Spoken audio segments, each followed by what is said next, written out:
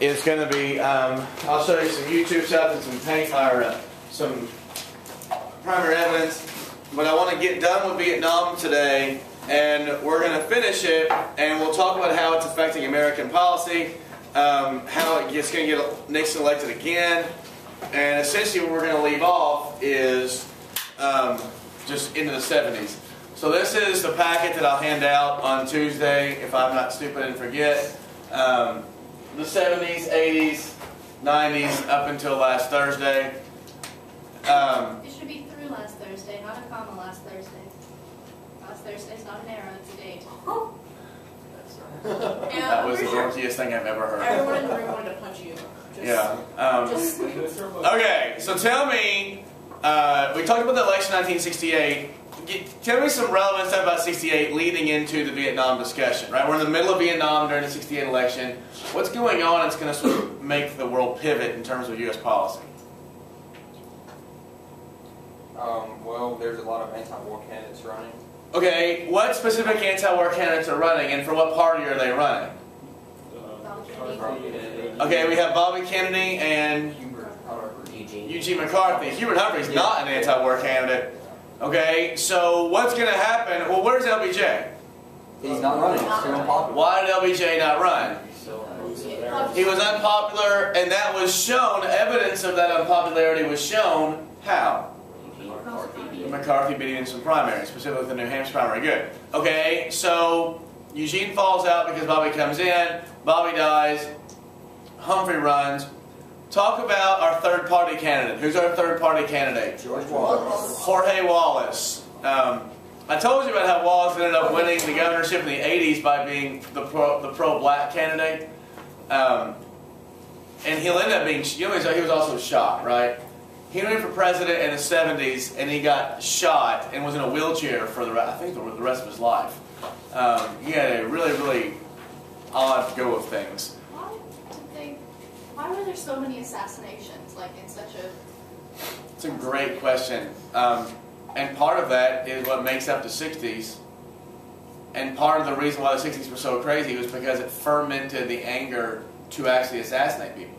And what's funny is, most of the people who had assassinated in America, the Kennedys, Medgar Evers, Malcolm X, and MLK, were all, Malcolm X is kind of a little bit different, but all of them were sort of pushing from the left a little bit, right? Malcolm's was kind of from the left, but it was different. But Wallace was not pushing from the left, right? He was kicking from the right. And this was a segregationist guy. I don't know. In fact, well, the assassination attempt was actually in the 70s, not the 60s. But I think the times were really radical, right? And I think it fermented the idea that you take action, revolutionary action, when you don't like things. Today, when people don't like stuff as much, we don't organize very well, right? Isn't it really funny that as interconnected as we are with social media, and we can organize really well, Americans are really hard to organize into something. So I don't know. What was the Southern strategy I talked about yesterday that Nixon used? Spiro Agnew. What was the whole point of that, Jacob? He was just trying to get the Southern vote towards the Republicans instead, as being put the people back in their place. Law and order candidate, right? The law and order candidate, which is going to switch it. Okay, let's talk about Nixon in Vietnam. Nixon had a policy. He claimed to have a secret plan for ending the war. We can talk about Nixon for a second, because homie was a whole different brand of human. All right. Have we talked much about Nixon as a person? I don't think we have. I talked about his paranoia. Yeah. Yep. And have I talked about what religion his mother was? Quaker. She was a Quaker. Nixon's mom was a Quaker. He was born in California, didn't have a ton of money, and had a huge inferiority complex, especially when it related to the Kennedys. He was paranoid, and I talk about the speeches he used to give. When he would have to give a national speech, he would lock himself in a room for days at a time, memorizing a speech. We're talking 35-page speeches he'd memorize. Remember we were talking about why he did that? He was scared the teleprompter would go out and he would look like a fool. He was so scared to look bad in front of people that he would memorize whole speeches. He's a really smart guy too, but he was paranoid. Part of that made him really good at politics because he always thought people were after him. And so they thought people were after him, and so he was able to move the chess pieces around the political board pretty well to survive. He was a survivalist. But sometimes it also had him do what? The other times, though, like he was, I think he was like too paranoid. Yeah, he got, like, even his allies he didn't trust. Like Henry Kissinger and him were probably the most famous president and secretary of state combination in the last 65 years. But they didn't even particularly love each other because they were both so ultra paranoid and politically, sort of on edge that they didn't trust each other that well for two people who literally, it's hard to say now, but China opening up and what China is happening right now with America is largely because of Nixon's policies. And we'll obviously get to that, but he just didn't care about domestic politics very much. He didn't care about stuff going on in America. He loved foreign policy. He called domestic policy fixing potholes in Peoria, Illinois. No one cares, right? The funny part about it is that's what really only matters to people, right? In the end, is politics is local. So essentially what he did was just tell Democrats who were in charge of Congress, if you don't piss me off too much, do whatever you want. Just stay out of my way when it comes to foreign policy. And they kind of have that agreement. If you look at Nixon's administration, and we're going to get to this, if you just take away the word Nixon and Republican, you'd think that much of his policies, take out the race stuff, I mean, notice I have to always say that in the 50s, 60s, 70s, was really the EPA, the Environmental Protection Agency, Nixon. OSHA, Nixon. Right. All these minimum wage stuff, Nixon. All this stuff for inner city stuff, Nixon. It was really odd how he funded all these really liberal programs and hated every single person who was part of it. EPA is like conservatives. Yeah, it's their kryptonite. Yeah. Right. But with Nixon, he said he had a secret plan to end the war. And eventually, what he wanted to do was start training Vietnamese soldiers to fight their own war, and he called it Vietnamization. Right? So the Americans are going to train South Vietnamese soldiers, and the more soldiers that are trained, the fewer Americans that need to be there. Does that make sense? Haven't we done this other places now? Isn't that what we did in Iraq? It's kind of in Afghanistan. It works to some success. Sometimes it doesn't.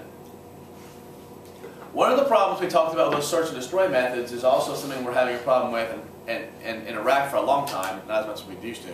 But you go out and you find the enemy, you take on the enemy, and you napalm an area, and then you go back to your base. Well, what ends up happening? If you go to an area, you find some people, and you go back to your base. They just come back. They just go back, right? And so one thing America didn't do, when you saw it on these maps, we didn't push forward, no line, right? No line of demarcation of good guys from bad guys. In Iraq, we try to solve that with the surge with David Petraeus.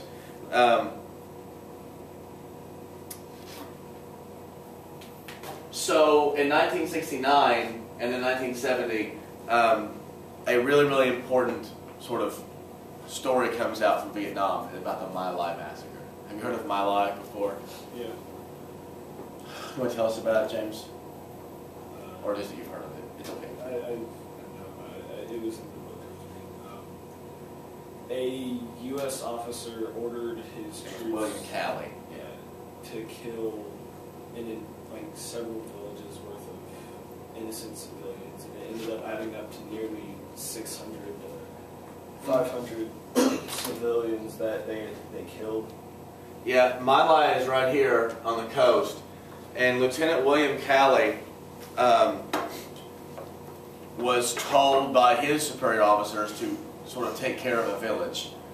And the way that he did that was he took all the women and children and men in the village and lined them up and shot them all, had his men shoot them all. Helicopters are really big. You ever see Vietnam War movies? There's always helicopters all over the place. One reason that is because there weren't a lot of landing strips so you could get people in and out pretty quickly. It was also very dangerous to be a helicopter pilot because you were, when you set troops down, you were a sitting duck, right? I mean, you were sitting there. A helicopter pilot actually saw what was happening flying by, and he got in between Callie and these people, and it was reported what he's done. 350 villagers are massacred. And this makes its way in the American press. Remember, remember when I read you that story about the 18-year-old? One of his points is that stuff like what he went through happened to many people. His story wasn't the only one, right? Killing innocent people he wasn't the only one who did it, and that was what's bothering him. In My Lai Massacre, we wonder if there were other ones like that, just not reported, right? But that being said, the question becomes, what do you do with William Callie?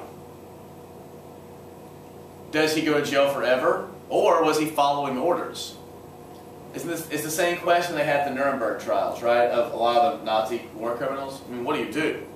The public was outraged. They were really mad. He was court-martialed and convicted convicted of murder and sentenced to spend the rest of his life in prison. However, his sentence was reduced, and he got out in less than 10 years. Yes. Wasn't that policy established as showing to follow orders if you think they're wrong? Yeah, it is in the American policy that if an order is inherently immoral, then you are duty bound to not have to follow it. It's because of Well, it became a lot more popular because of the My Lai Massacre. And you still hear stories every now and again in Iraq and Afghanistan of sort of soldiers sort of taking matters into their own hands and stuff, and they're getting prosecuted. And the American government's taking it a lot more seriously. William Callie stands in defense. People on one side were like, he's following orders, you do what you do. You're in a war. And other people were like, this is what is the epitome of what's wrong with Vietnam. One, you can't tell friend from foe. Number two, these are innocent civilians. The other side would say, well, they're not innocent civilians, but innocent civilians are also killing Americans because you don't know who, right? You might have a 49-year-old woman who you think is just a villager who might have an AK-47 who caps 2 Americans. So because of that sort of paranoia, Americans begin killing lots of people on the notion that maybe these are the enemy. It's a really confusing time. The lines of good and bad become blurred, right? Remember, when you're reading American history books, Americans are always the good guys. The enemy is always the bad guys. But when the media is coming out with reports like this, it's harder to justify America as good guys, right? You don't have a Lone Ranger in white and then everybody else is wearing black. I can't wait for that movie to come out. Johnny Depp as Tonto, are you kidding me? Why has this I watched it, I saw the trailers come on. The first thing I thought was, why hasn't this movie already happened? Why did someone not make this happen earlier in my life?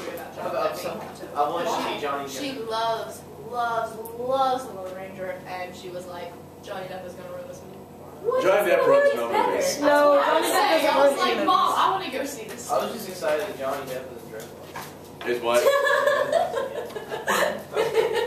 Well, I love the first couple pirate movies, but then they started getting a little bit not so great. That last one was horrible. The last one.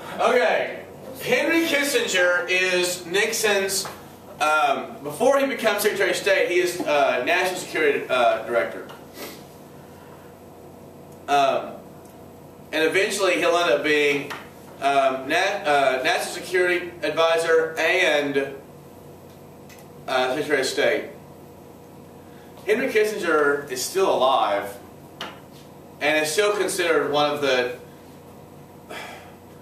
best insights on foreign policy in America. He wrote a book a couple years ago called China, maybe a year ago or two. It's really good. I mean, it's his insights on China. And if anybody has some pretty important insights on China, it's Kissinger, since he was the guy that opened up China for the West. And like, you know how a lot of these writers will be quoting people from the past and quoting people? These are dudes that Kissinger's drank with before, right? Like these are guys he knows. Many historians are talking about, you know, Deng and all these, you know, 70s guys and Mao Zedong. But Kissinger hung out with these dudes, and he knows what he's talking about. If you ever want to read books about China or foreign policy, and you see one book here and you see Kissinger next to it, buy the Kissinger book, because what he's talking about really makes sense. He doesn't do all his own research anymore. He has others do it. But if you're picked by Kissinger to do the research for his book, that means you're a baller. And like current American secretaries of state still call up Kissinger to say, what do you think about this, before they make a decision. He's a really big deal. And he began negotiations with the Viet Cong and the North Vietnamese. And they're holding, if you're going to have peace talks between the Vietnamese and Americans, where do you go? Paris. Got them all.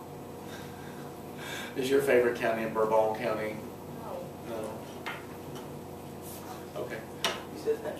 You're so Yeah, you said it was a Oh disdain. my It makes gosh, sense. Yeah. Okay. Here's what America wanted. After Ngo Diem was assassinated, the head of the South Vietnamese government that was pro-American was named Thieu. Thieu.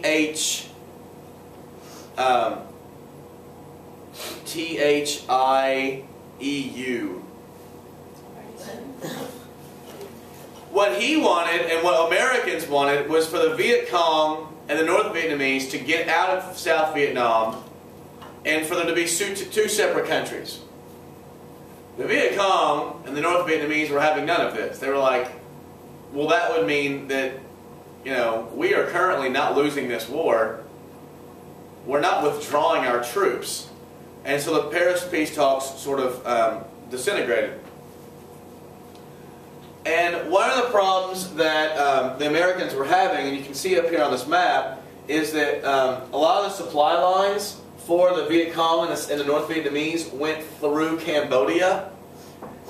But Cambodia wasn't actually in the war.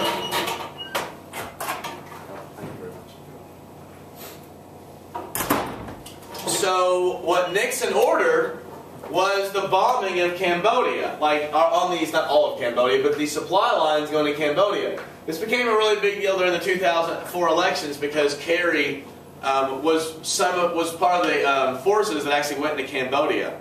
If you watch Apocalypse Now, who's seen Apocalypse Now? They talk about going into Cambodia and stuff, right? But this secret war, it comes out. Nixon actually has a press conference and has a map of Cambodia and Vietnam there, and he shows the nation what they're doing and why. And so instead of, it looks like, you know, we're having peace talks, but what's actually happening? Bombings. Not just bombings, we're bombing a whole nother country now. Right? It doesn't look like the war is going in, it looks like the war is expanding. And the response to this was nationwide. All over the country, college campuses erupted in violence. Have you guys been to UK before? Up near the administration building is the National Guard Armory. It's called Bell Armory. That was burned. That was set on fire. All over the country, you had massive protests. You had violence. And the most famous two, one was at Kent State. Before you get to Kent State, there was also a shooting at the mostly black school of Jackson State in Mississippi. This happened a couple days after Kent State, which was more famous, and partly I think Jackson State was less famous because it was black people who were getting killed, and Americans tend to really care a lot more about white people dying. Sorry, those of you at home who are unaware that America is blatantly racist anyway. But Kent State becomes this really famous site. Where does anyone know where Kent State is? It's in Ohio. Yeah, it's in relatively rural Ohio, and Kent State. The students at Kent State began rallying. Or was it May 4th? May 3rd of 1970. This was in 70. And students were rallying, and they were protesting, and the National Guard was brought out, and they had gas masks and stuff. The National Guard's brought out, and you have these protesters who are like they're throwing rocks, but they were relatively peaceful. Some say they were more aggressive than others, but certainly they're screaming. And you have the National Guard lines up, where they have a line and then another group like on a knee, right?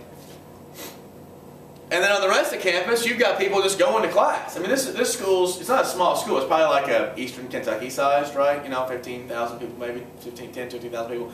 You've got kids going to class, and you've got this rally going on in the center of campus. And the National Guard people are withstanding some verbal abuse and apparently occasionally a rock or something being thrown. And then one of them shoots. And as soon as one of them shoots, what does everybody else do?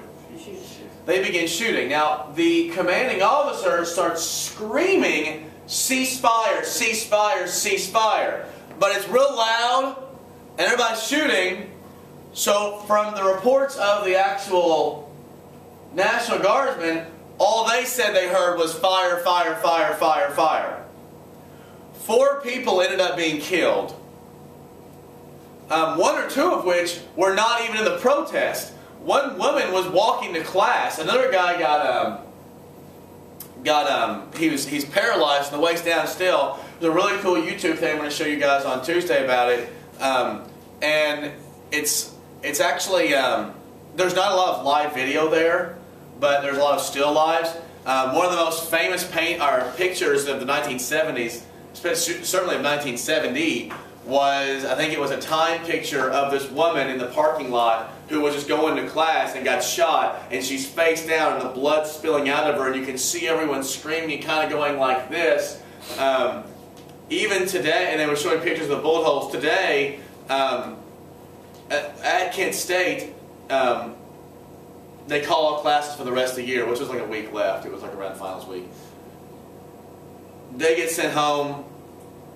At Kent State today, you can still go, and there's a monument to it, and actually you can still see, from what I've been told, I've never been there, bullet holes in some of the buildings, right, where the gun blast went through. Nixon, if you're Nixon, how do you handle this? Well, he was reported as calling these people bums, and he really hated protesters. He enjoyed people called, what he said, the silent majority. The majority of Americans who are good people and go about their business, not like these bums who are always, protesting. And now you've had violence. You have students who are protesting because of this illegal war. They get shot, and the president calls them bums. This is not making Nixon a particularly well-loved person amongst the youth vote. That being said, for hardline conservatives, this is exactly what they're thinking. And Kent State, it stands as sort of the epitome of what the differences in the 1960s. 1970s sort of seen as like the final year of the 60s. I guess officially that's what it is. But then the Pentagon Papers come out the next year. A guy named Daniel Ellsberg. Daniel Ellsberg worked for the Pentagon. He worked for the Defense Department.